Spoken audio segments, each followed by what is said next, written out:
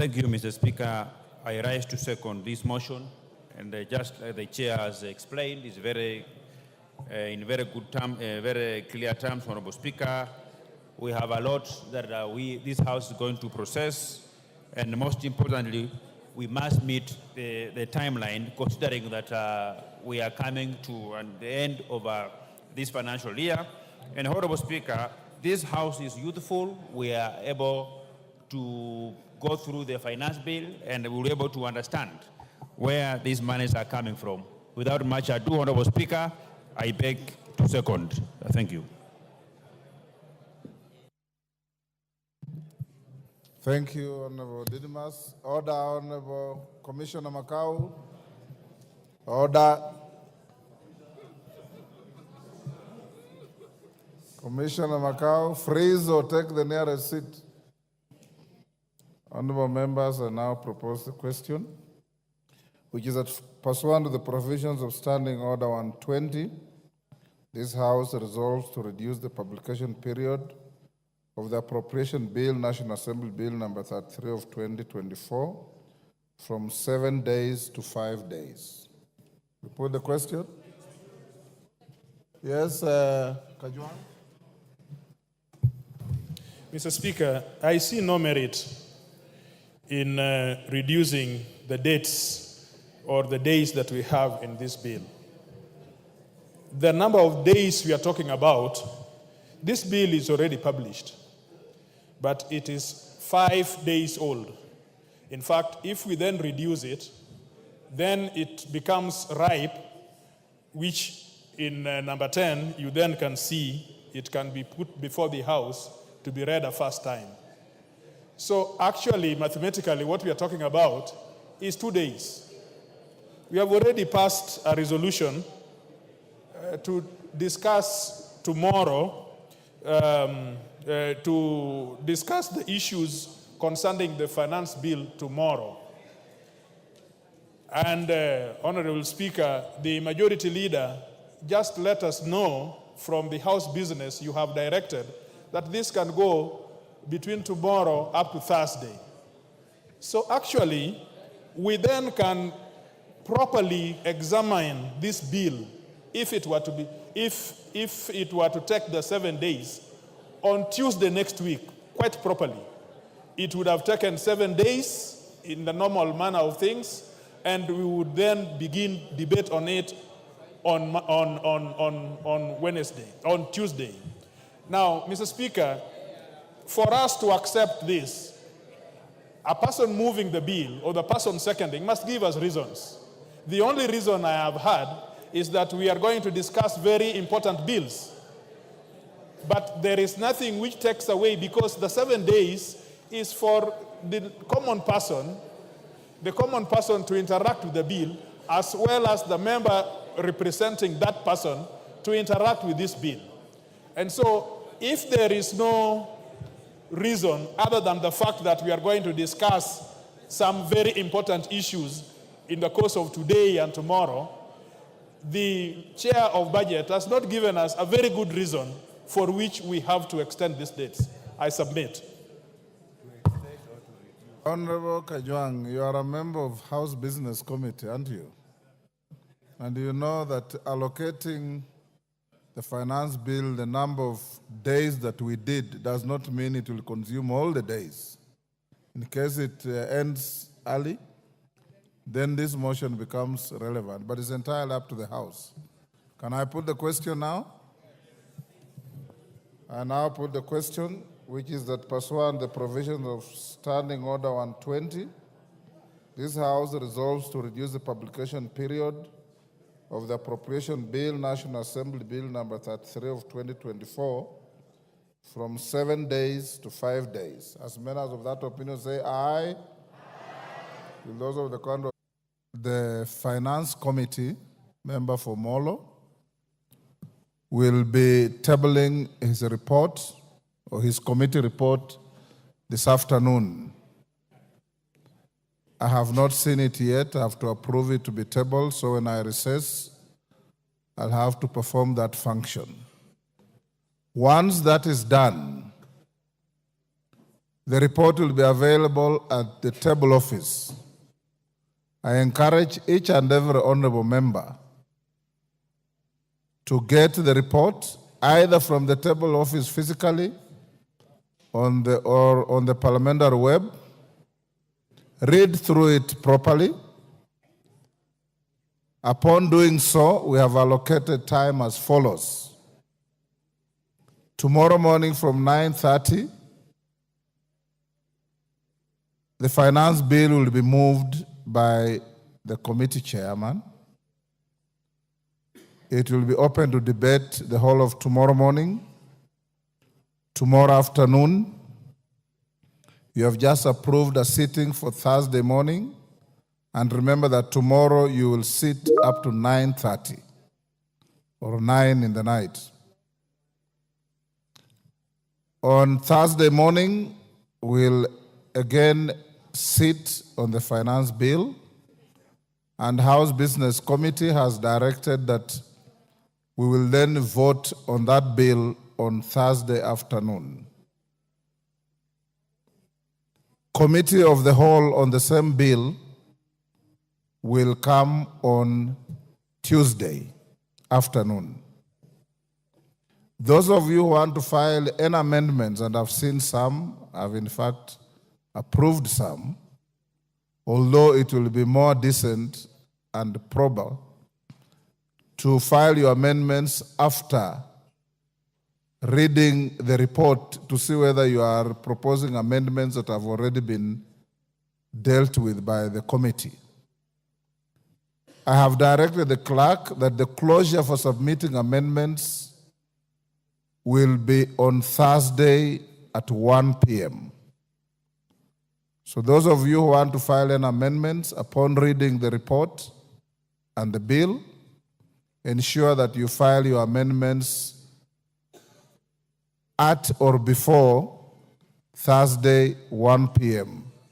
Thereafter, you'll be time barred, and don't say you are not given proper direction. I hope that when the bill is debated from tomorrow, you will debate from an informed position on the content of the bill, the content of the report, and what you desire the bill to be. Thank you. Next order. Order number 10, the appropriation bill, National Assembly Bill number 33 of 2024, first reading. A bill for an act of parliament to authorize the issuance of a sum of money out of the consolidated fund and its application towards the service of the year ending on 30th June 2025, and to appropriate that sum and a sum voted on account by the National Assembly for certain public services and purposes. Next order. Order number 11, the County Government's Additional Allocations Bill, Senate Bill number 19 of 2024, first reading.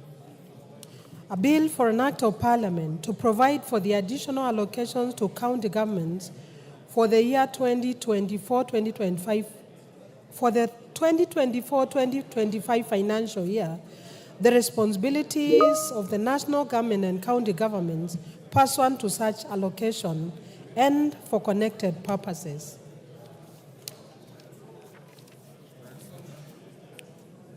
Order number 12, the County Allocation of Revenue Bill, Senate Bill number 25 of 2024, first reading. A bill for an act of parliament to provide for the equitable allocation of revenue raised nationally among the county governments for the 2024-2025 financial year, the responsibilities of national and county governments pursuant to such allocation and for connected purposes. Next order. Order number 13, the Care and Protection of Child Parents Bill, Senate Bill number 29 of 2023, second reading. Beatrice Kemei. You are the co-sponsor of that Senate bill. It's now your time to move the bill. Give her the mic.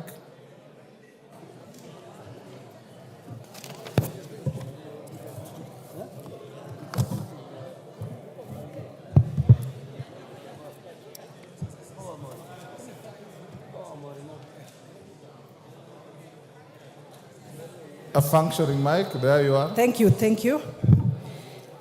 Mr. Speaker, sir, I beg to move that the Care and Protection of Child Parents Bill 2023, the Senate Bill number 29 of 2023 be now read a second time. Mr. Speaker, the principal objective of the bill is to provide a legal framework for the care and protection of child parents within the counties. The framework is intended to ensure that an expectant child or a child parent may actualize their right to basic education and at the same time ensure proper care of their children and as enshrined in Article 53 of the Constitution. Honorable Speaker, 61 years since Kenya gained its independence from colonial rule, child pregnancies remain a huge concern, as they not only affect the child's ability to continue with their education, but they also impact on the government's effort in reducing poverty levels in the country. Mr. Speaker, sir, the Kenya National Bureau of Statistics in the Kenya Demographic and Health Survey conducted in 2022 noted that 15% of adolescent women between 15 and 19 years have ever been pregnant, with 12% having given birth,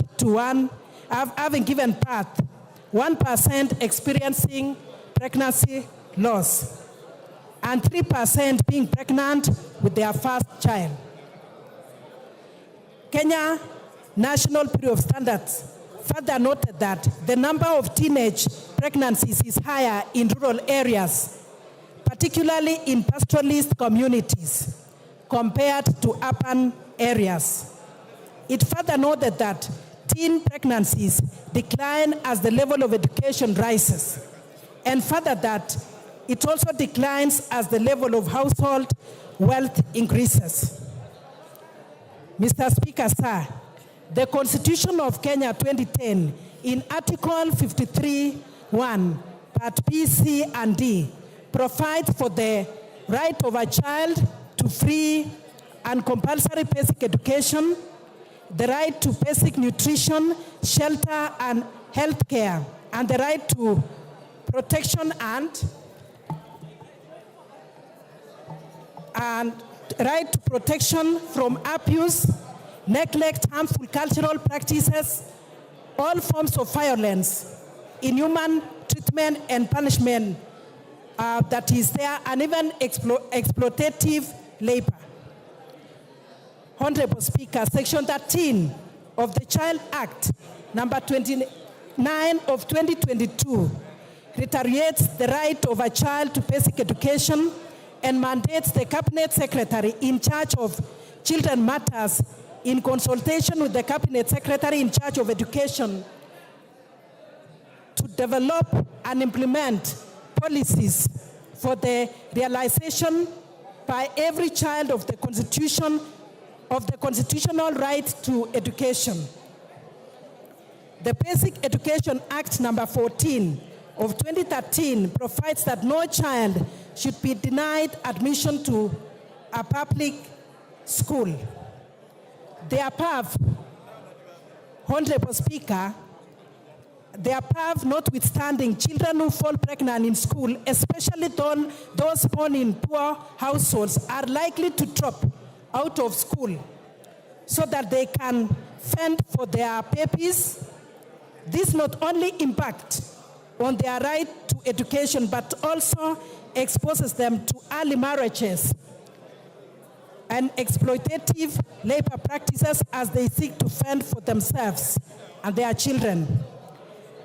Madam Speaker, some schools conduct mandatory pregnancy tests without the consent of the children or of the learners, and more often than not expel any student who is discovered to be pregnant. Such children are also exposed to ridicule and harassment and are often cited as examples of bad behavior, thus often leading them to drop out of school.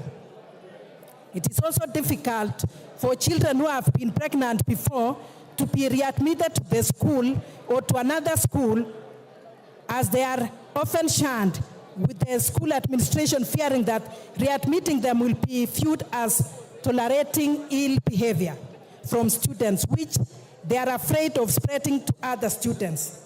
Even where the child is readmitted to school, they sometimes have no one to leave the newborn baby with, thus leading them to either delay re-entry to school or making them not to concentrate on their studies, hence resulting to poor academic results. Madam Speaker, existing legislation only provides for the rights of children generally and does not take care of the circumstances unique to child parents. These laws do not provide for how children who fall pregnant are to be handled by the school administration during their pregnancy and also delivery. They also do not provide for ways of ensuring that once they have given birth, they are readmitted to school and have support and access to childcare facilities, particularly those without anyone to take care of their newborn babies while in school. There is also no law providing a framework for the establishment, management, and inspection of childcare facilities so as to ensure that they are safe for children. Madam Speaker, there is therefore need to create a framework to protect children in vulnerable households so as to ensure that they are able to complete their basic education and have a better chance at having better quality of life. This bill therefore seeks to provide a legal framework for the protection of the rights set out under Article 53, 1C and D of the Constitution in relation to child parents, and also through which the expectant child or a child parent can realize their right to education and at the same time ensure the care and protection of the other child, and also of standards for the establishment and regulation of care centers for child parents by county governments. Madam Speaker, clauses 4, 5, and 6 of the bill provide for the obligations of the national and county governments with respect to preventing pregnant children and child parents from dropping out of school, as well as social assistance to such children. Clause 7 of the bill provides for preparation of management plans by the school administration, which are aimed towards reduction of dropouts, as well as prescribing how pregnant children and child parents will be handled within the school. While Clause 8 of the bill provides for the rights of pregnant and parenting students, including the right to continue as they are medically capable of being in school, the right to be readmitted to school upon delivery and weaning of the baby, and the right to access adequate prenatal and antenatal health care and counseling services. Honorable Speaker, Clause 9 of the bill provides for the role of the county government in reducing dropout rates, as well as in ensuring that those who have dropped out are able to be readmitted to schools and that vulnerable children who are likely to drop out of school are catered for so that they can remain in school. While Clause 10, Honorable Speaker, of the bill provides for the school principal's role in managing teenage pregnancies in the school. Clause 11, Madam Speaker, provides for medical examination to confirm that a child is pregnant. The child cannot be compelled to undergo medical examination, and the principal may decline to inform the child's parents of the pregnancy in case they are in danger, they are a danger to the child. Honorable Speaker, Clause 12 and 13 provides for the pregnant child's right to receive pre- and postnatal health care and information, as well as the right to receive counseling and support services. Honorable Speaker, Clause 14 provides for confidentiality when handling the case of any child who is found to be pregnant within a school. While Clause 15 provides that where the person responsible for pregnancy is an adult, the school principal should disclose the same to the county director of education, the council, and the nearest police station. And if the person is a teacher, an additional report is to be made to the Teacher Service Commission. Honorable Speaker, Clause 16 provides for readmission of the child to school once she has given birth and weaned the baby. She is to be readmitted at the same level she was prior to giving birth. Honorable Speaker, 17 provides that the school should not discriminate against the pregnant child while she is in school on account of being pregnant or having given birth, while 18 requires parents of the pregnant child or of child to continue with their parental obligations and support the child. 19, Honorable Speaker, provides for the school's obligation to counsel the child, readmit the child once the child is born and weaned, and to continue supporting the child so that they can continue with their education. Madam Speaker, Clause 20 makes it an offense for the school administration to refuse to readmit a child once they have given birth. Upon confusion, the school principal and every member of the school administration may be fined up to 500,000 or jailed for 6 months or both. Madam Speaker, Clause 21 provides for establishment of child care centers in or within the vicinity of an institution of basic education. Clause 22 provides that child care services provided are for the benefit of the children less than 3 years old, whose parents are children who are being readmitted to school. Clause 23, Honorable Speaker, provides for the requirements of a child care center, which includes accessibility, affordability, ability to give adequate supervision to the children, and availability of qualified personnel together for the children. Honorable Speaker, Clause 22 to 33 provide for licensing of child care centers by counties. Counties are also required to enact legislation to guide the licensing process within the county. Honorable Speaker, Clause 35 provides for the services that are to be provided in the child care center, which include the care and supervision of children, counseling of child parents, outreach programs, and recreational and activities.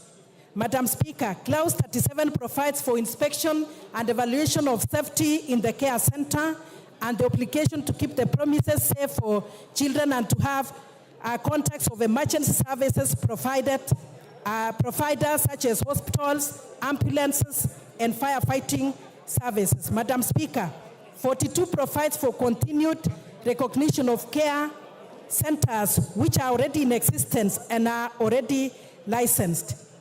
Madam Speaker, implementing the measures proposed in the bill will ensure protection of child parents and ensure that the country moves closer to 100% access to basic education and by children in Kenya.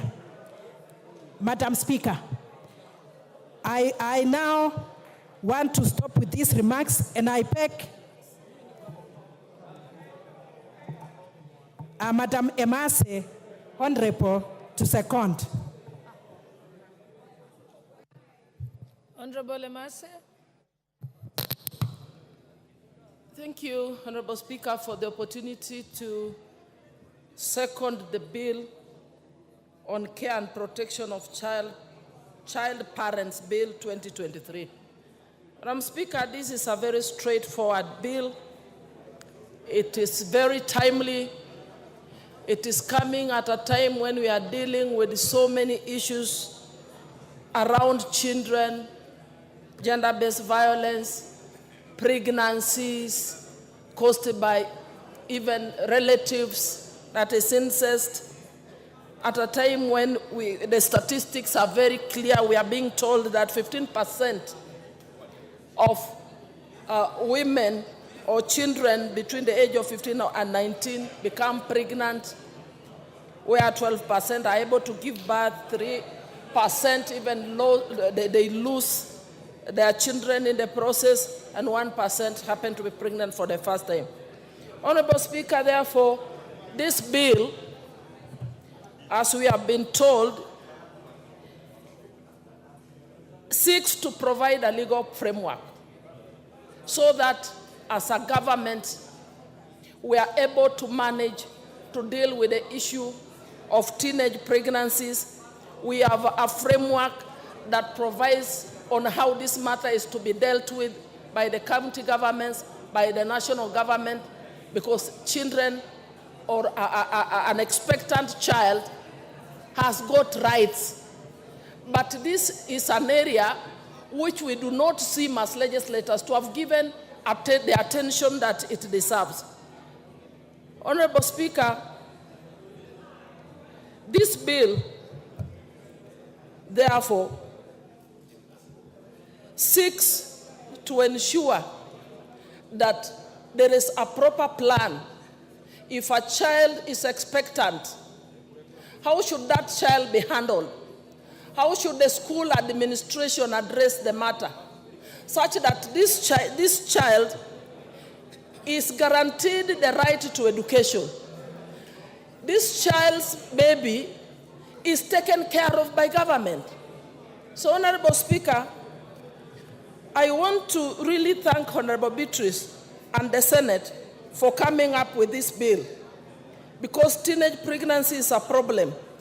And once these children are guaranteed of education even after conceiving, then we are assured that we are able in the future, going forward, to continue bringing down the numbers in terms of these teenage pregnancies.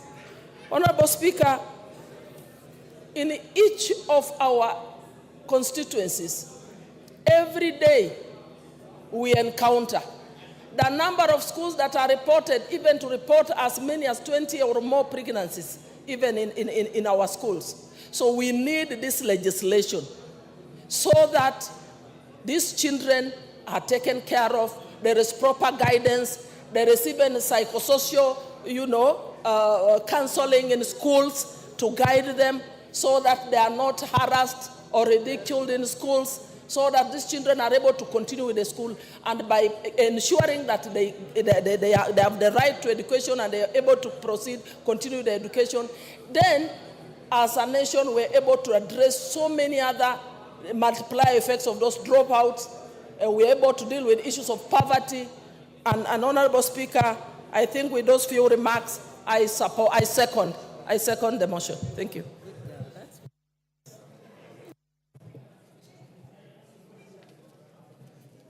Honorable members, allow me now to propose the question that the Care and Protection of Child Parents Bill, Senate Bill number 29 of 2023, be read a second time.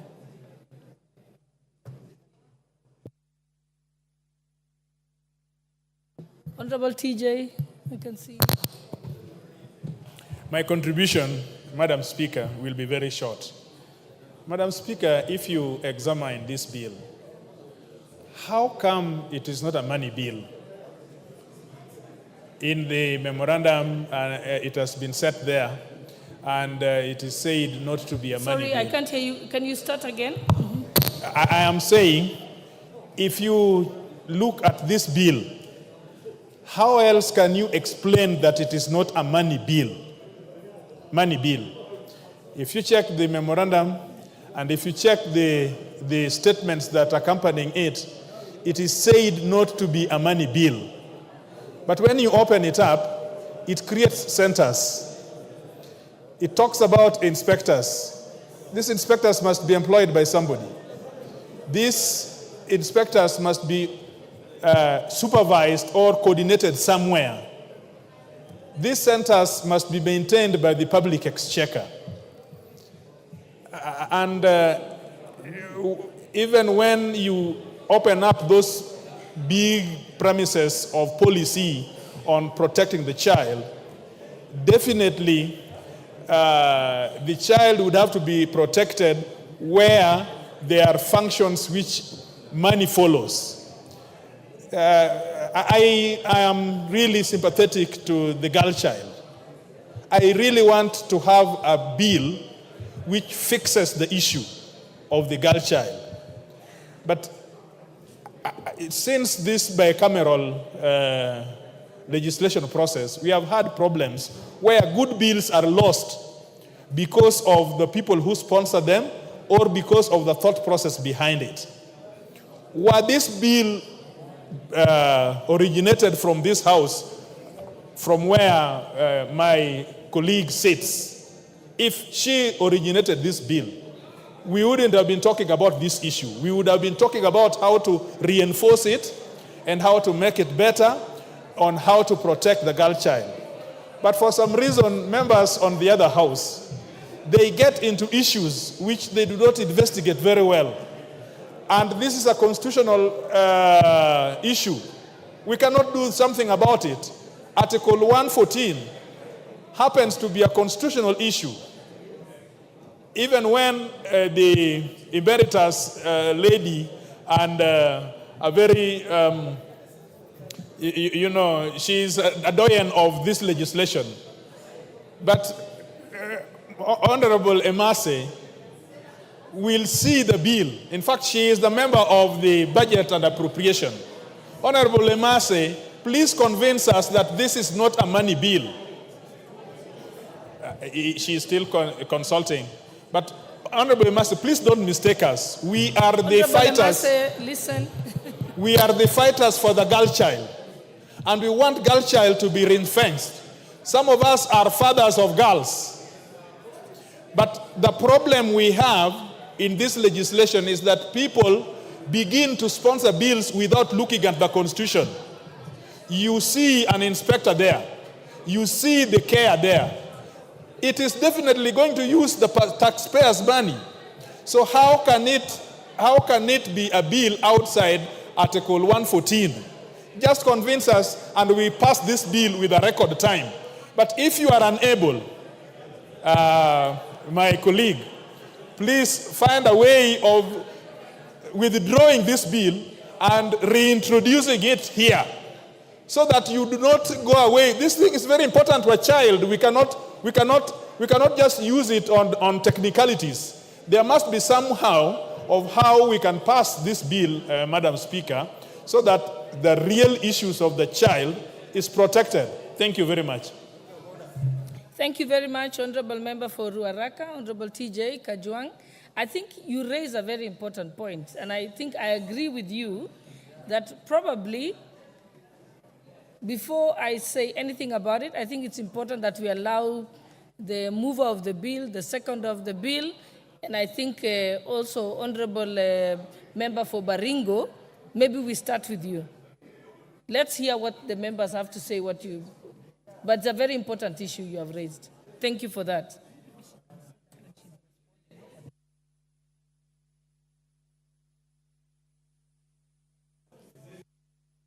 Proceed, Member for Baringo, Honorable Jematia. Thank you so much, Madam Speaker. I also want to rise to support with a lot of amendments in this bill.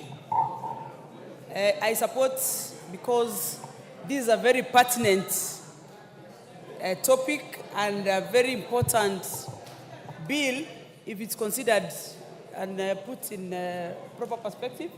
As much as I am supporting what Honorable Beatrice has given us today, Madam Speaker, if you look at this bill, it needs a lot of scrutiny. It needs a lot of, brushing and understanding on the implications that it will cost. If this bill goes like this, Madam Speaker, it's going to cost in many other ways, social, economic, and even psychosocial or psychologically. Because if you look at the framework of this bill, it speaks to protect children, specifically who are pregnant. I want to ask whether the society is even ready to have children who are pregnant. Also, when you want to take care of these children, specifically in schools, it is going to consider specifically on economic factors, because we have to budget more and give keen interest on these children because their interest is so different. One moment, Honorable Member for Baringo. Let's do this. Honorable Member for Kericho, please listen carefully, because I'll give you an opportunity at the reply. So you better take notes so that you can respond. And I think also a member of the Budget Committee, I think I'd like them to say something. Proceed, Honorable Chairman. Thank you so much, Madam Speaker. I also want to agree with the Honorable of TJ Kajwang that this bill is most likely going to be a real money bill because of the structures that is going to be put in this for actualization of the bill. There's no way you are going to be reintroducing, these expectant children or child parents, and when you take them back to school, the consideration is going to be so much. These children or this particular child is going to be having specific interests at specific times. Also, even in the society, if you look at whether we will want to really consider having children and entertaining pregnancies in school. If you look at it very keenly, we as Africans, and as much as we have problems of teenage pregnancy in our society, I don't think we want to take it up as a promotion that it is okay for a child to be pregnant as long as she still gets the opportunity to go to school. This way, we are going to erode most of the morals in the society, in my opinion, because as much as I would not mind, or I will still encourage the child to go back to school, but it is not going to be, honestly, a good idea to encourage these girls to be pregnant just because they are able to go back to school. And more so, there will be those children who are working so hard to be very disciplined and complete their schools without necessarily being pregnant, and we will most likely be disadvantaging and in another way infecting these other ones who are keen to finish school without being pregnant. And again, we will be allowing a lot of indiscipline. If you look at most of these children, because as a women rep, I pay most of school fees for them.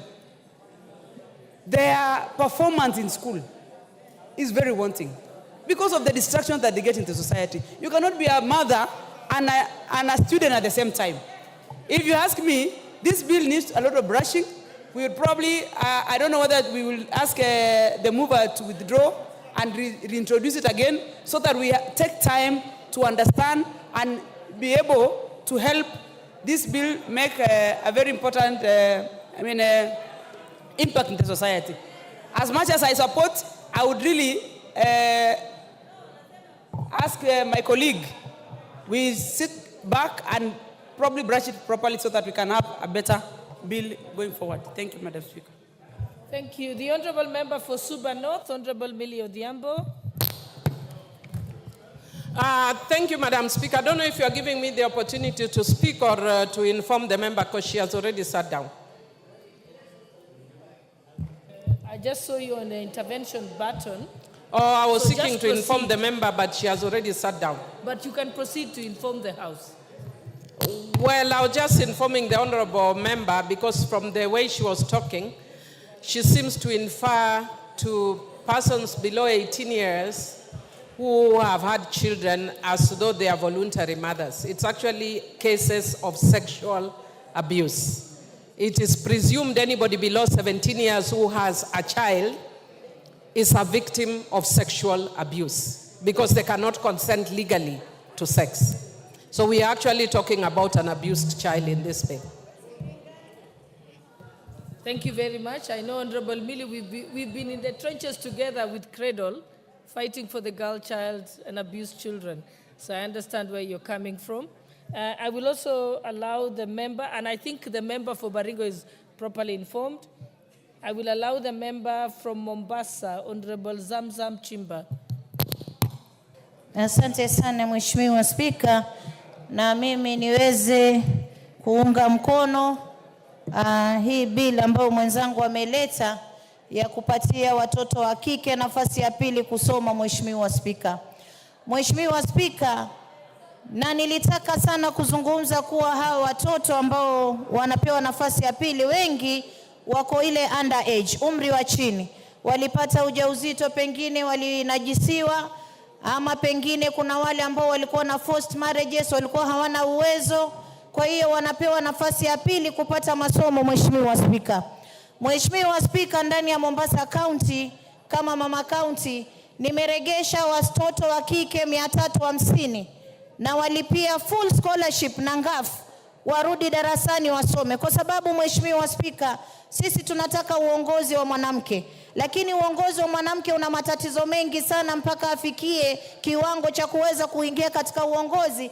lazima awe amepata elimu ya kutosha. Mheshimiwa Spika, na utapata wakati mwingi Mheshimiwa Spika, mtoto wa kiume ambaye amempa mtoto wa kike ujauzito, yeye anaendelea na masomo yake, mtoto wa kike anabaki nyumbani. Mheshimiwa Spika, mimi nimewapa wale watoto nafasi. Mheshimiwa Spika, mpaka sasa mwaka huu watoto ambao wamemaliza kidato cha 4 na watoto 21. Niko na wengine ambao wako form 1, form 2, form 3 na wanaendelea vizuri, na wengine wameungama, wengine hata walikuwa wameingia kwenye madawa ya kulevya kwa sababu ya stress.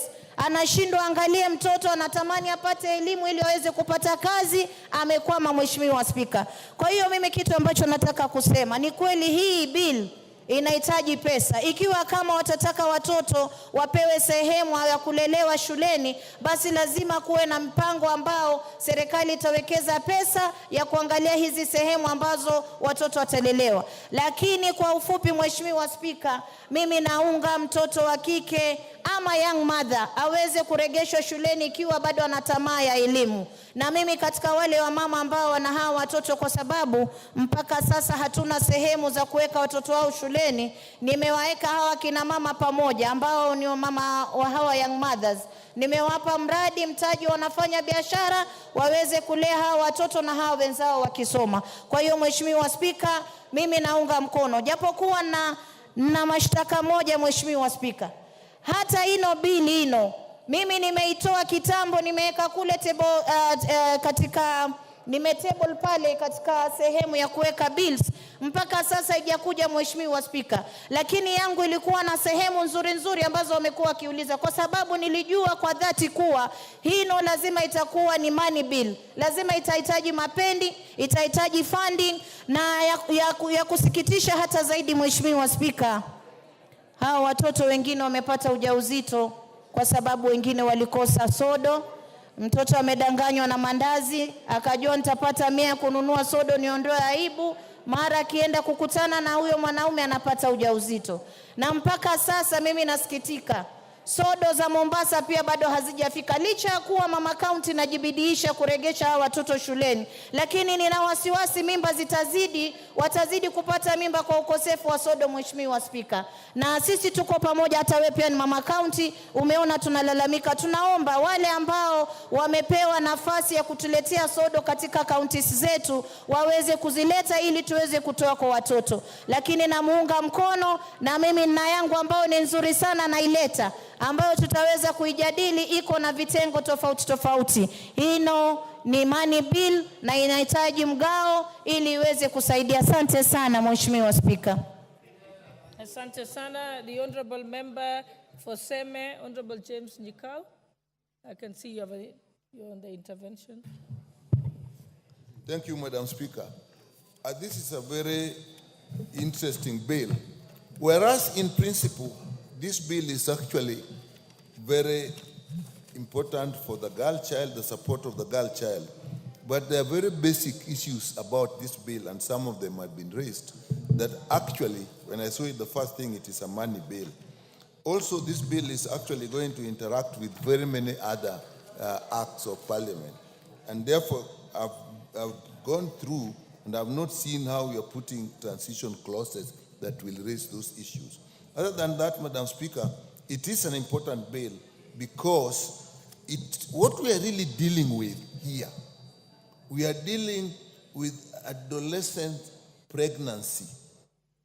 And we are actually dealing with a biological problem in the context of a society that is changing. That is the problem before us. There is increasing early puberty in children, both boys and girls. And therefore, there is increased sexual activity very early. And with the liberal upbringing and even the liberal provisions even in our laws that are protective, it therefore brings this as a big problem. Therefore, it is actually necessary to address that. Girls get into pubescent very early. Menarche comes extremely early. And when there is menarche, they start seeing periods, they are actually ovulating. And therefore, they are capable of getting pregnant. And yet, they are still children. And with the empowerment of the girl child we have brought, there's a freedom that has come. And as a society, are we taking care of that? That is what some members are actually raising, that how shall we deal with the psychological orientation, the traditional orientation, the cultural orientation.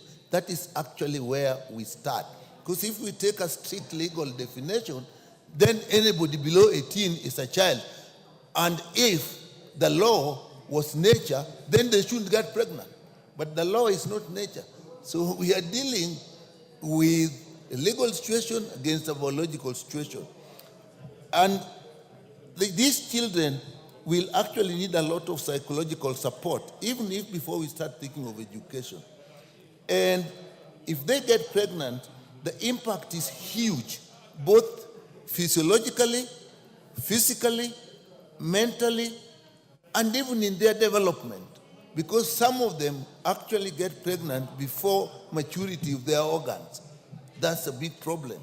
So, and if you look at development, the greatest developmental impact will be in on the education. They cannot go on with education. And I think this is where this bill is camping. On that aspect, I support that we should find a way that these children will go back to school. But then we come and talking of their protection. You are actually now protecting two children.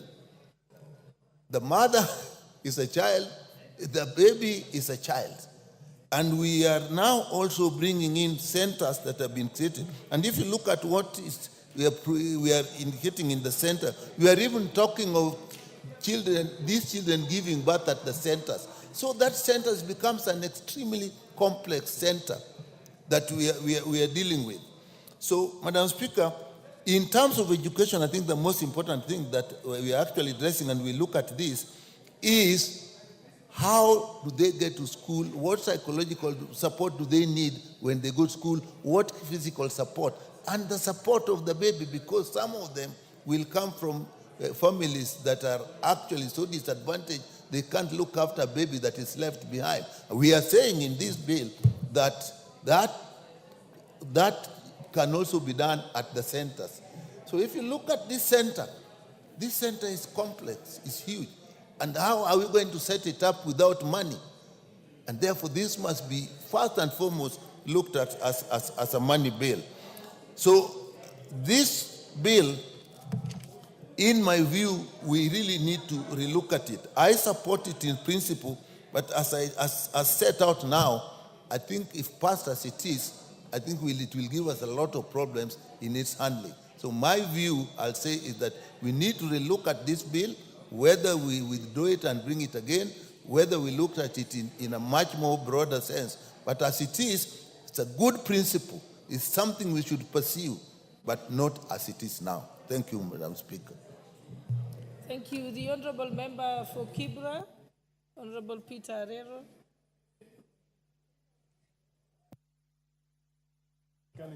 Thank you, Madam Speaker. I just want to add my voice on this bill. And I think all the bills which come to this House should always pass through the Budget Committee. And when they pass through the Budget Committee, we have them either designated as money bill or not money bill. But what is most important is about how it is assumed that under 17 years is a child. I support this based on our current law. I remember, but culturally, when we were young, like myself, my mother was married at 17 years, and see how healthy I am. She gave birth to 7 healthy men and 3 healthy ladies. So, just as my colleague Dr. here is talking about 2 children, sometimes our culture makes our young girls to be married under our cultural norms. I would know where you come from. Sometimes the Wazees will always say that their daughters be married because of certain circumstances. But in the eyes of the law, I know that it is assumed that anybody under 18 is a girl, a child. But I support the bill because it is going to enrich our cultural values. It is going to enrich our society and will take care of our young girls. Otherwise, I support the bill. Honorable Member for Dagoretti, I can see you on the intervention button.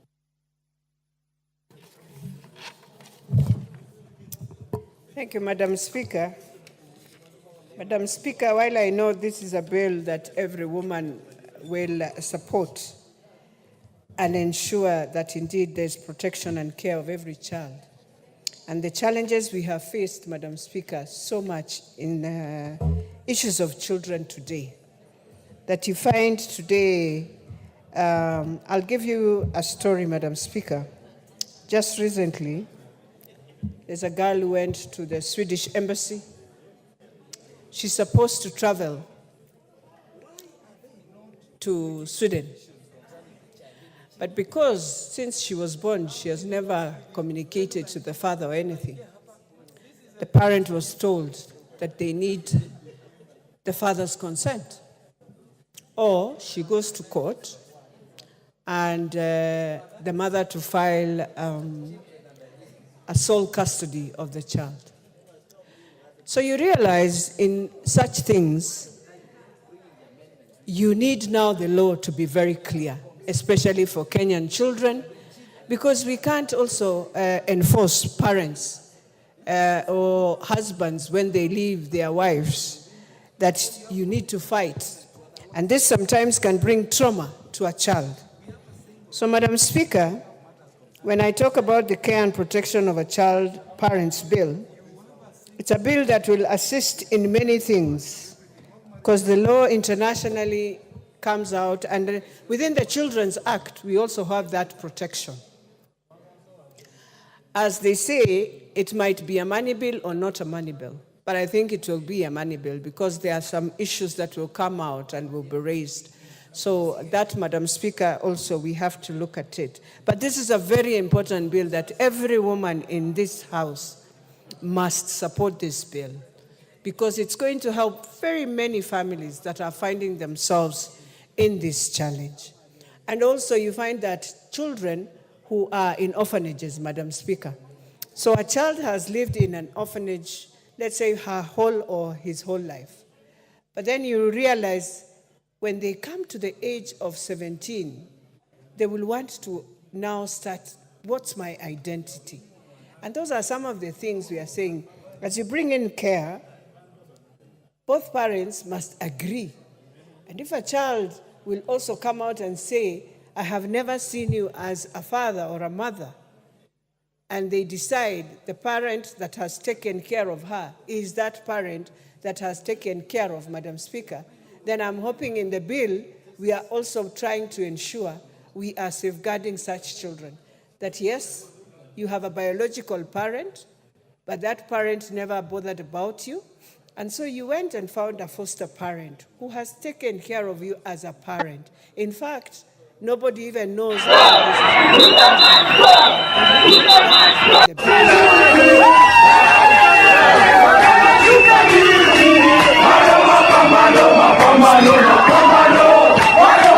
This Senate bill, co-sponsored by Beatrice Kemei, is also a bill that needs now to look at the different laws that we have for children, and so that we don't find ourselves having an overlap. So when you go to court, the judge is supposed to read the Children's Act, but remember always the Constitution now takes